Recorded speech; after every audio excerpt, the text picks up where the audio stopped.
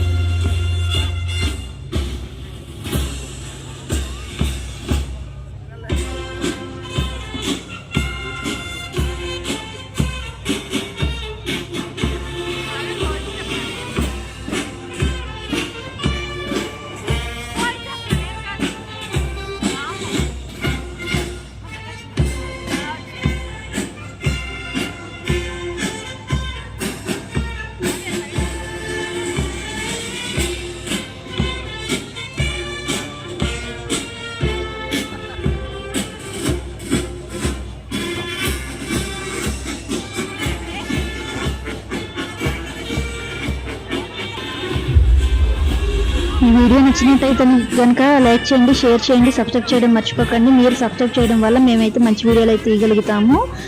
అలాగే లైక్ కూడా చేయండి. Thanks for watching. బాయ్.